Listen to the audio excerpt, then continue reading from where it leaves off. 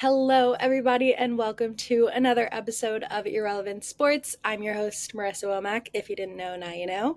And I am here with a very special guest. I'm here with Amanda Arrowsmith, and I'm going to let her kind of introduce herself, where she's at, where she's been, and then we'll jump into some questions. Yeah, hi.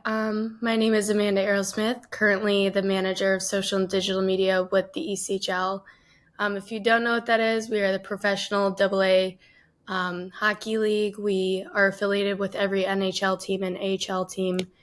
I kind of oversee everything here and moved from Michigan to New Jersey for this job, and yeah, it's been a wild ride so far. I love it. Yeah, we have the Stingrays. Yeah. Oh yeah, that's an ECHL team. Yep. Okay, Yeah, perfect. that's Yeah, and us. then they go to the Bears. So I've had like both of them around, which is really cool. Love that. Yeah, really cool organizations. Yeah. So the first question that I have for you is what's your first introduction to working in sports and how did those experiences shape your direction? Yeah, I was introduced into working in sports actually pretty young. Aside from, of course, everyone plays sports growing up.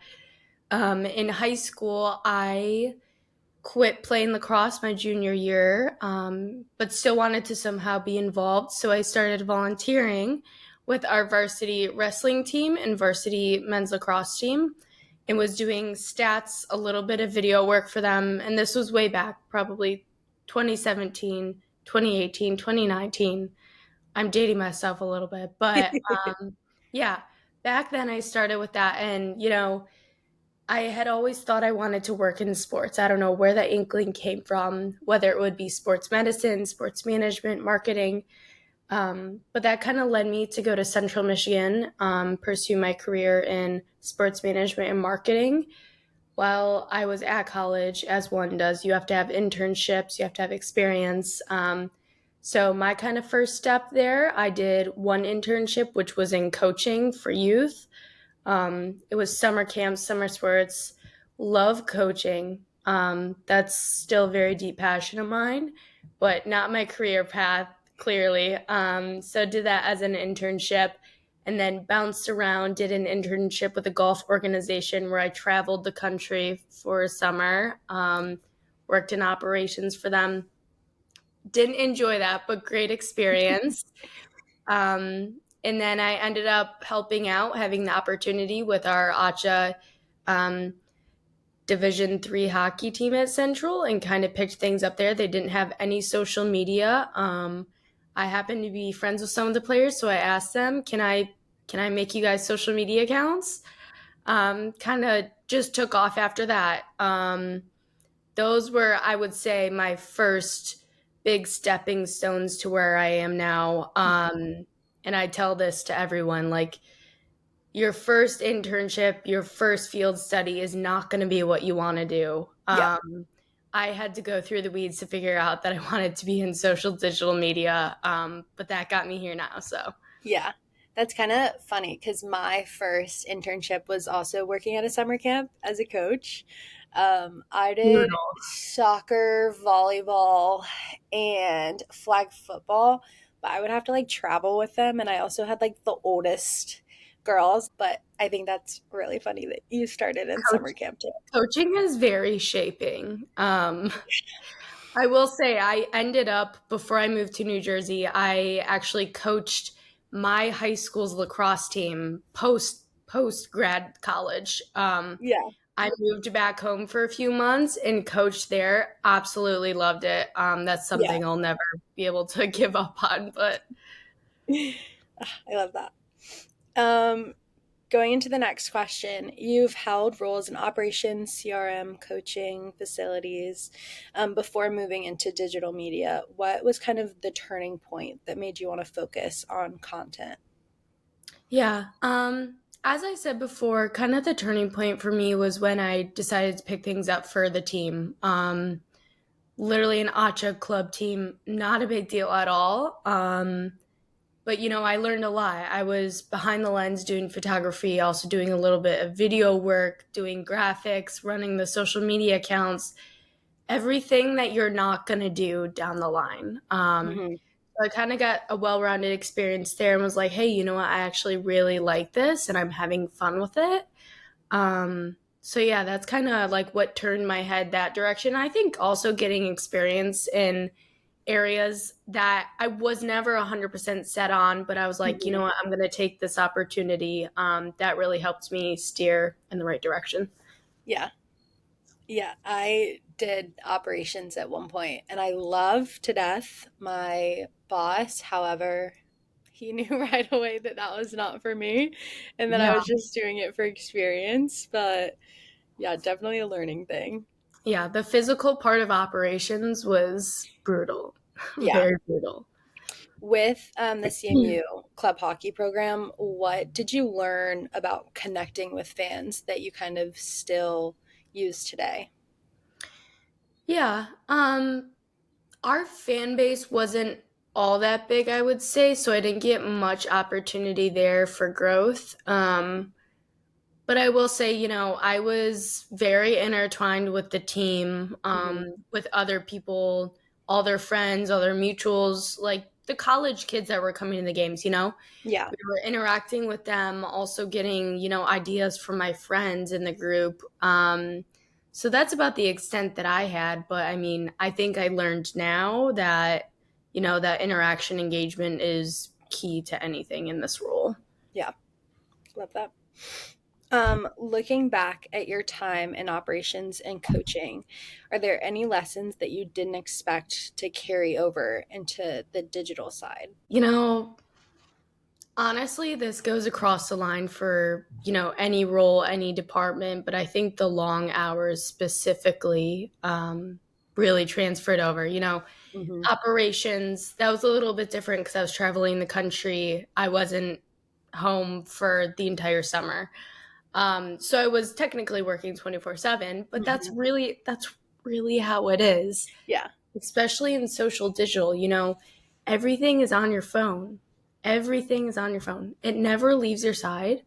And as much as you turn the notifications off, you're scrolling on your own TikTok, your own Instagram, and you're seeing things. So I think learning that early on, especially with coaching too, the hours are crazy. You're outdoors Hmm. in different environments, weird environments sometimes. Like, I think that really transferred over and prepared me for what I'm doing now.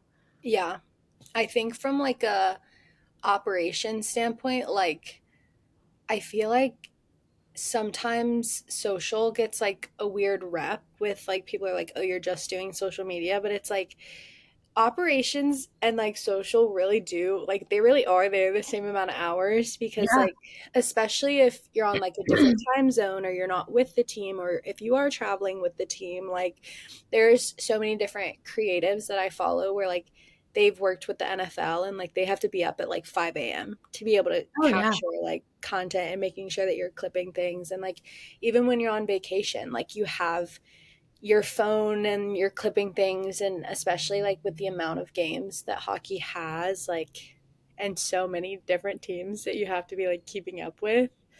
I Yeah. think that it doesn't get as much respect as it definitely deserves. I think yeah, you're 100% right. I think slowly but surely it is getting that respect. Yeah. Um, and I've certainly seen that at this level as well.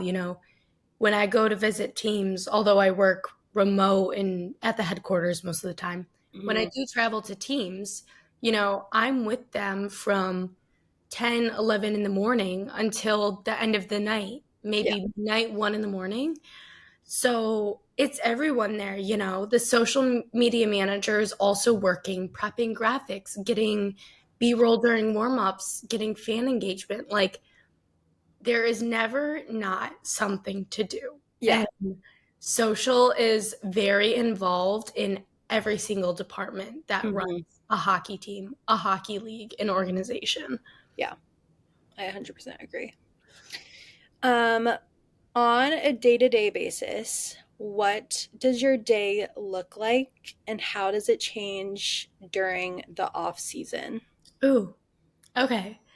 I'll first give you an off-season day because we're very close to season, but we're still in off season. Um, we don't come off of playoffs until second week of June. Hmm. That's the only downside of working for the league is that we stop when everyone else stops. So some teams are done in April, some are done in May. We're not done until mid June. Um, but with that being said, it's usually pretty quiet after playoffs.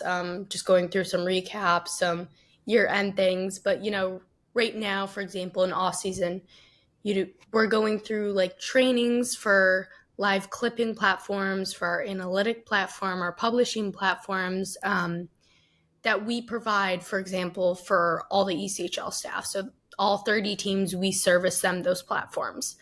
So day to day, a lot of it looks like training calls, training my new assistant who I just hired on, and honestly, just a lot of boring housekeeping. But also, like last week and this week are fun because this is the time that we start putting together our content list. We have the entire month of October planned out right now. First week of November is filled as well. So, we have things in place and we're just racing to get to the season. Yeah. In season obviously looks very different. Some nights we could have 3 games, some nights we could have 15 games, some nights we could have 12. So my hours really shift around that. Yeah. I'm in kind of a hybridish role because you know it didn't used to be this way, but going into this season, huge shift. We want all eyes, all focus on 2 live game coverage. Hmm. That's where we're seeing the most engagement, the most revenue come in. People are on their phones during games, so that's going to be us too. Yeah. So, for example, on Monday, I'll work 9 to 3 in office, maybe have 1 game at night, no big deal. Um, Friday night, for example, probably 15 games, and I'll work from about 3 p.m. to 1 a.m. whenever the last game ends. Hmm. Keep in mind, we have games in the Pacific part of the country, also Mountain Division. So yeah, during the season, no day looks the same. Yeah.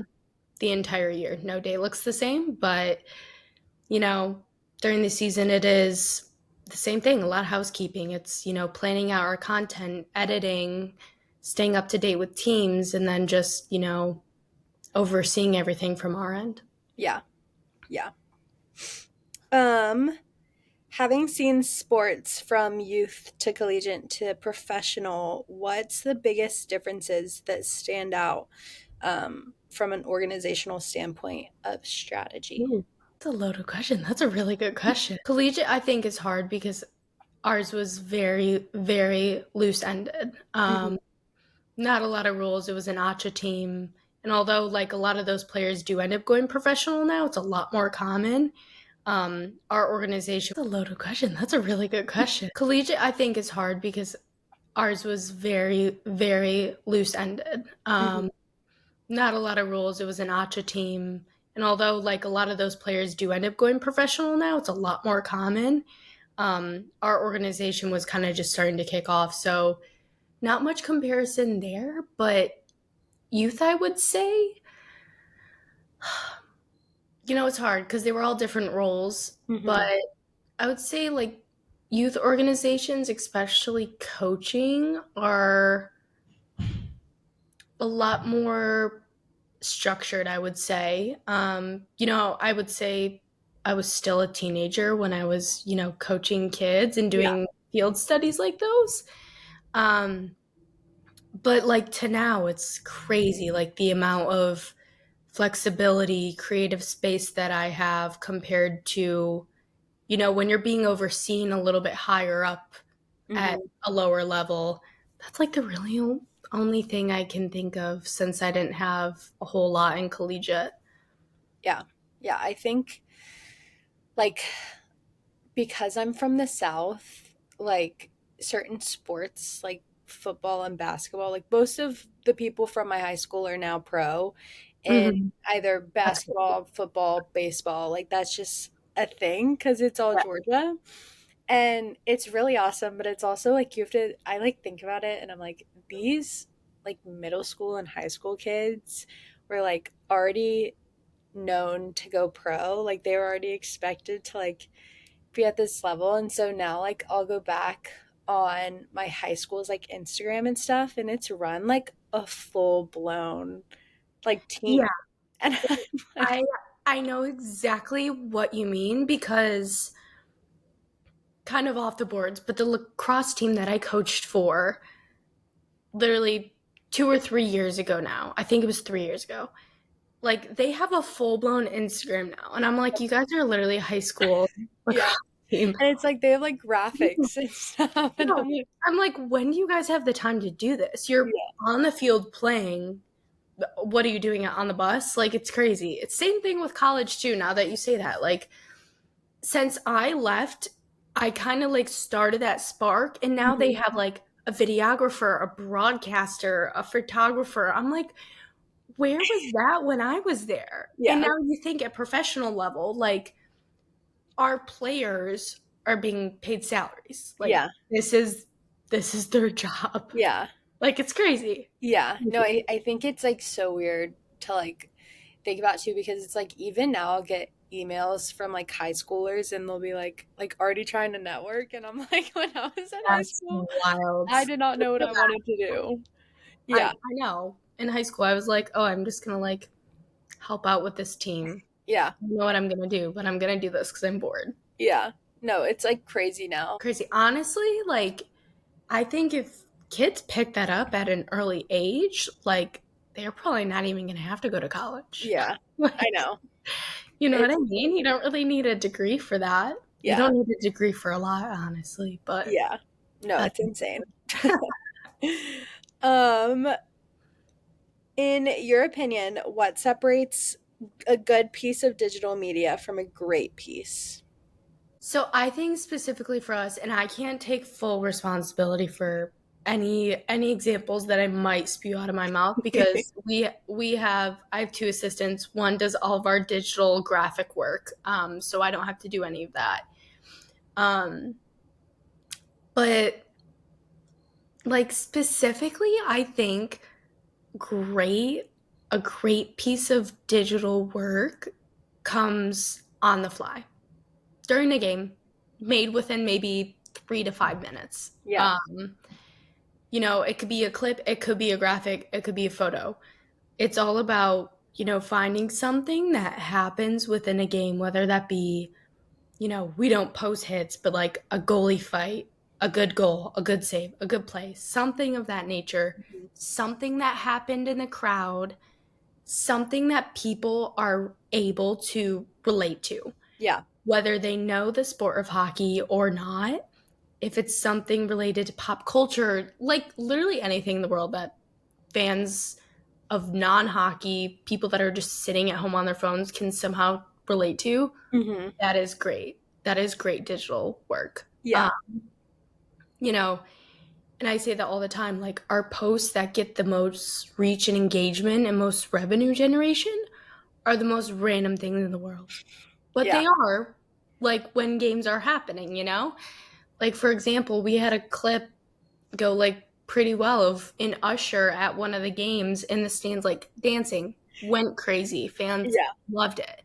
But it's like your traditional graphic of like, oh, this is the player of the week or Hmm. something of that nature. Like it's not going to do as well because Yeah. it didn't hit in the moment. And of course, you're still going to get good engagement on it. But, Yeah. I think things that happen like instantaneously and you're able to Hmm. put it up always do the best. Yeah. Always. Yeah. I agree. I think like that was one of my best pieces. Like when I was fully running our social account in Charleston, I posted, it was like, one of the LSU guys had gotten called up to our team and they had just won like the College World Series. And I posted like his villain arc or something, and he was just like kicking like the dirt, and that it did so well. And I just like posted it like, I just like I think I even let TikTok like pick the sound. Like I was just in the camera while like, okay, it's time to go. Yeah. But Insane. It's like the little moments like that, you flip something around and capitalize off of it. yeah, Also, funny enough, kind of off topic, our content that does the best always has to do with officials. Like, and we get so much hate on our page, so many comments, so much stuff you don't want to see Mm-hmm. about officials and linesmen. But those posts like blow up. I Yeah. think that was one of our, we had one graphic go up this year. Yes, it was beautiful. It was great. My graphic designer is amazing.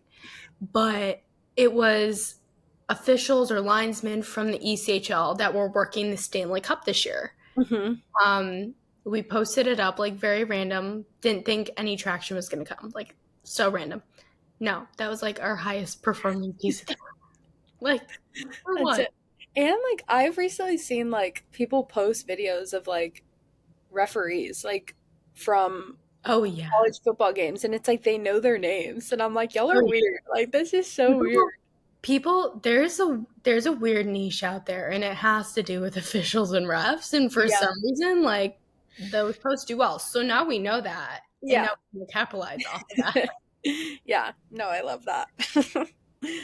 um what has been one of the most memorable or rewarding moments or projects that you've worked on? Ooh. Okay, I know this one right off the top of my head. So it wasn't the first trip that I took with the league, but at our All Star 2 years ago in Savannah, Georgia, um, we had went there and like I don't even remember when it was during our trip, but it was before the game. And I remember looking up at the video board and I saw like videos that I had made. Um, we did like random challenges back, you probably remember back in like 2023, 24, like the blindfolded, like walking over the stick challenge. Like Yeah. I had players do that and we threw it up on they threw it up on the video board along with like a few other pieces that like I knew I had sent them to use them, but I didn't think they Mhm. were gonna like put them up on the video board. Yeah. And they were just like playing stuff that I made, and I was like, oh my god. I was Yeah. like, this is crazy. Like in a full arena. I think that was probably one of my biggest like wow moments. Like I made I it. mean, you know, Yeah. yeah, I love so that. simple, but like it's the little things, you know. Yeah. Savannah has the Those ghost pirates. pirates. Every Yeah. single time I want to call them the ghost peppers. I don't The know why. Ghost Peppers. The same company does own a team called the Ghost Peppers. I think. Oh, like Yeah. the Tri City. I'm not sure. It's definitely not hockey. I think it might be basketball. I could be wrong. I could be, or Wait, baseball. yeah, I'm like I think it's the baseball team, but that's funny that they own both because maybe that's why I'm getting them Probably. confused. Yeah, you've probably seen it before. Well, because and it like looks like a pepper. Yes, I I know think. exactly what you're talking about. Yeah. I don't know. Whatever. Okay, sports often means juggling fast turnarounds, high demands. How do you stay creative and avoid burnout? Ooh. Yeah. I've had to learn that one really well. Like the back of my hand. So my first year with the league, it was just me. So I was working in office 9 to 5, Monday through Friday, also going home and covering every single ECHL game. We have over 1,000 games per year, so like it was pretty insane. A I lot. I would say like I was extremely burnt out during that time, and Hmm. not everyone has the luxury or flexibility within an organization to do this. Yeah. But I went to my higher ups and I told them I was like, this isn't manageable. I don't have a life outside of work and I can't live like this simply. Um, so I vouched. I got one of my assistants onboarded my second season.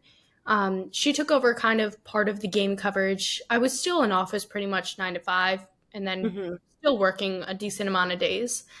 Um, but second season, this past season, I really found those boundaries. Having someone else, my assistant, be able to step in and cover when I'm not there, completely answer anyone's emails, questions, run all of our accounts with no guidance, Hmm. was huge because I was able to actually like turn off those notifications, turn off the Yeah. emails, and do my own thing.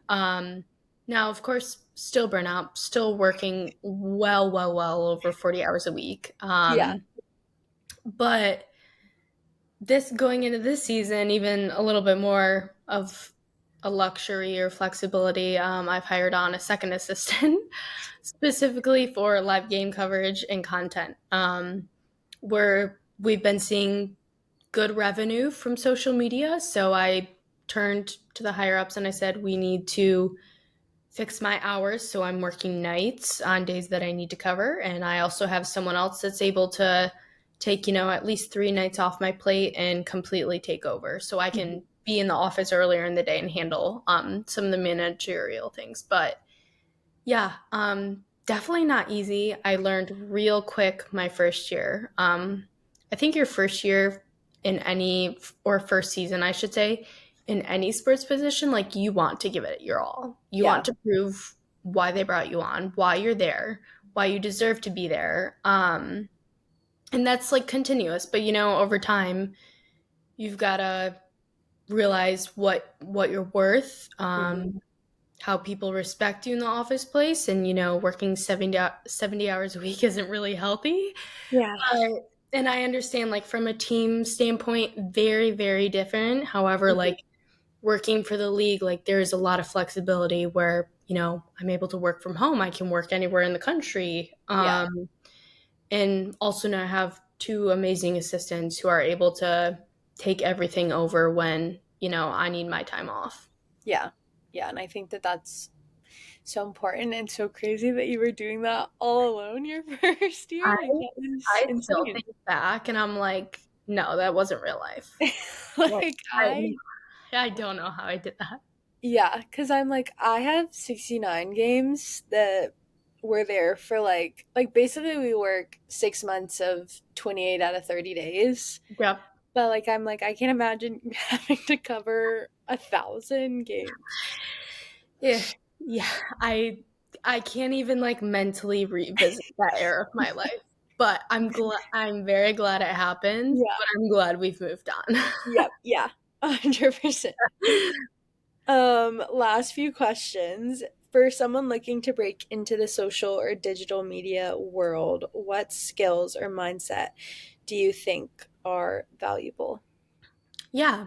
Um I know this pretty well since I was the one who was actually like technically the hiring manager to bring on both my assistants. So I looked through all 630 applications and had to weed it down from there. But the biggest thing, and especially like in my role with hockey, if you're applying for a job and you don't have any experience in that sport, especially at this level, like unfortunately, that's going to be an immediate no. Hmm.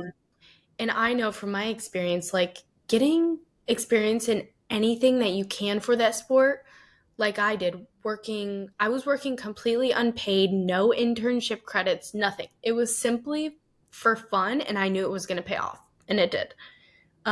So I think, first thing, having no experience in a sport is not going to get you anywhere. Hmm. That's key. And especially like on teamwork online, as I'm sure you know what that is. You, Yep. as an employer, you see like the first tagline, you see a few bullet points of experience, and you say yes or no. You check Hmm. it yes or no.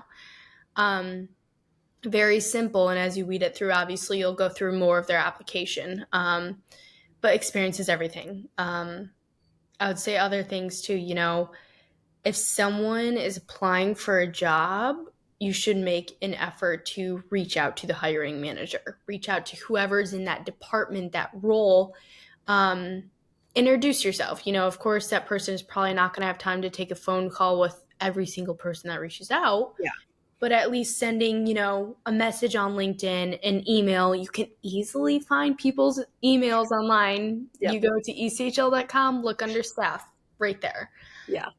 So like making that first initiative to reach out and like extend, your interest in a position is super important. Also, like bringing that cover letter and resume on that email too is like huge because Yeah. I'm 9 times out of 10 will look through. I'm on my emails more than Teamwork Online, right? Yeah. Um, I also just think too, especially in social and digital media in this atmosphere, like personality is a lot. Mm-hmm. I think that could really override someone's experience. Yeah. Like not necessarily in this role, but like, okay, maybe you worked for an NHL team, but you can't have a conversation like this back and forth. Yeah. You can't speak for yourself. So I think that's really huge. I mean, essentially, like in social media, you're going to be the voice of a brand, so you Mm-hmm. have to be able to have personality, have a little bit of flair, and just fit into the organization. Yeah. Yeah, I think personality is so important too because you're spending so much time with these people. Like, Yeah. if you are an enjoyable person, like, it just makes it so much harder. And, like, I've come from other organizations where, like, I don't think I've had, like, a bad group. Like, I think that one of the organizations that I was with, the interns, like, we were just so different that it was kind of like, how did you guys pick us? But like then we were Yeah, so much like our departments, and I think that with bigger organizations like it can be like that, but it's so important to like totally. fit in with your department. Yes. Um but yeah, I think it's funny with Teamwork Online. I got four of my internships from there, and Hmm. everyone is like, Teamwork Online, like you can't get anything, and I'm like, I like you can, like Yeah, I'm you just can. you Yes. just have to have a good, like, your picture needs to be updated. Like, everything just needs to be updated. And, like, even Yep. your cover letter, like, was bad about, like, copy pasting my cover letters. And, like, when I changed it for this one team. Like, I am, like, that would kind of be my dream team to work for. And I had applied for, like, a manager role. Was I qualified? Absolutely not. No, but I did apply and my cover letter was good enough to have gotten an interview because I like made it unique and stuff like that. And I think that people just click apply because it's so easy on Teamwork Online, but they don't understand that like it needs to be updated. The effort and like the quality behind it. Yeah. Yeah. Yeah. 100%. And I think too, like a lot of people, once you like get into organizations, you kind of realize that like each team's email is like either just like nationals or like Senators baseball, like Yep. whatever baseball. Like it's Rays baseball. Like it's so easy to figure out what an email Totally. is. So like even if they don't have it on a website, like you really have like three tries to Yeah. figure it out. Yep. You've got LinkedIn too. Like literally look someone up. You can find them within 30 seconds or less, Yeah. I'm sure. Yeah. No, for real. Um okay. If you could give advice to yourself back when you were starting out, what would you say? I would say like always reach higher than you think. And I say that because this role that I'm in right now, like I no confidence going into the first phone call. It was maybe a 5-10 minute phone call.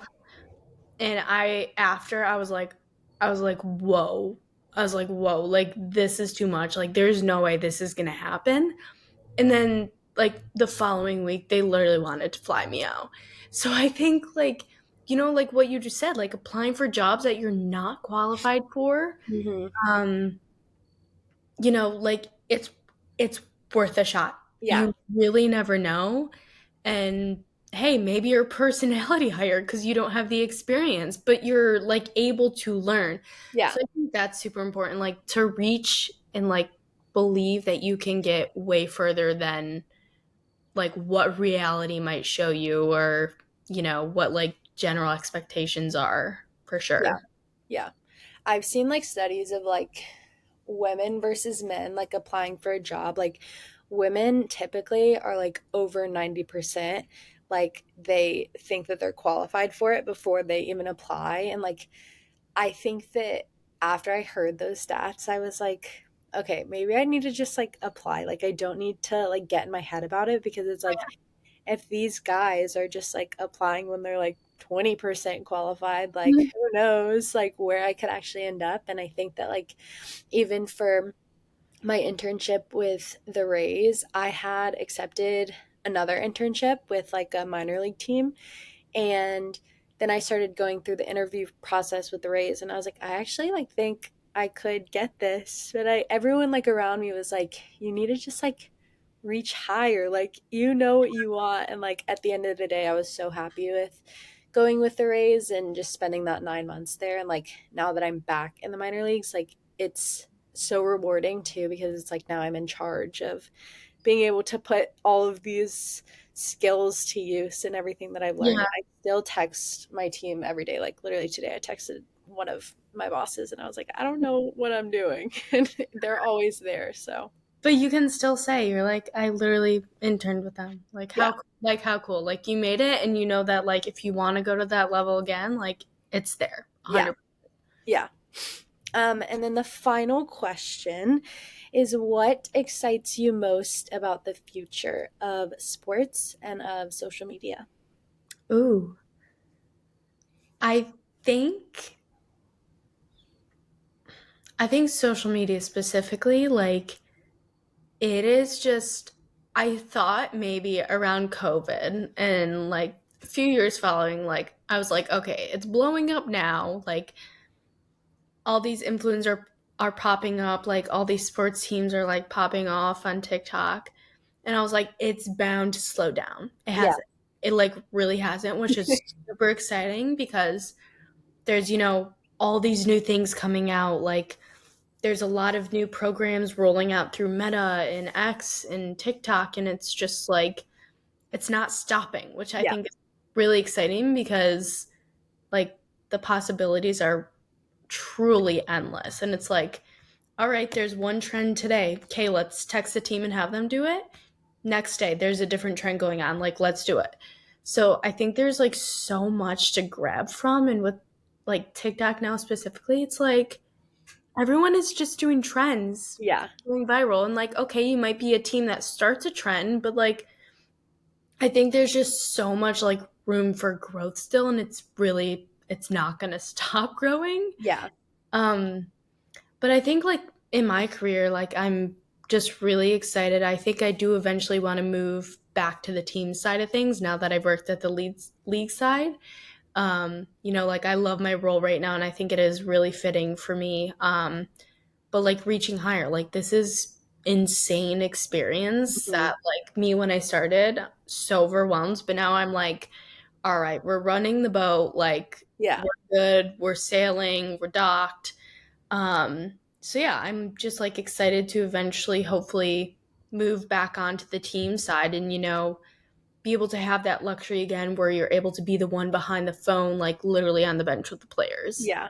Um I think that's one of the parts that I miss the most of like the hands-on experience with it. Hmm. But I still think like everything that I'm learning right now and going through is like preparing me more for that probably than like straight out of college would have.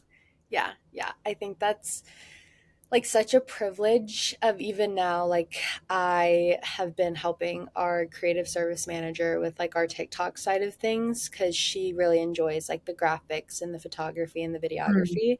Yep. And she's like, you do this, like you do content creation, like you might as well just like help, and you're Yeah. always on your phone. So, and I think that like sometimes I like come back after filming with the guys and I'm like, I'm just so lucky. Like I get to like have all of Getting paid to these, do that, like yeah, and crazy. just making them do like this random stupid things. And it's like even like when it's like what's admin's name, like I truly don't think I could ever do that trend because Yeah, they walk in and they're so like friendly with you. And I think that that's such a fun thing for them not being at the top professional level yet.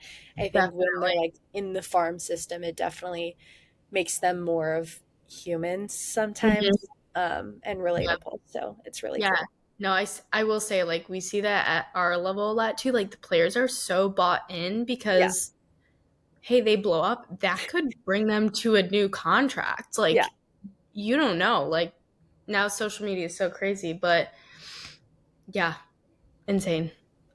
Love it.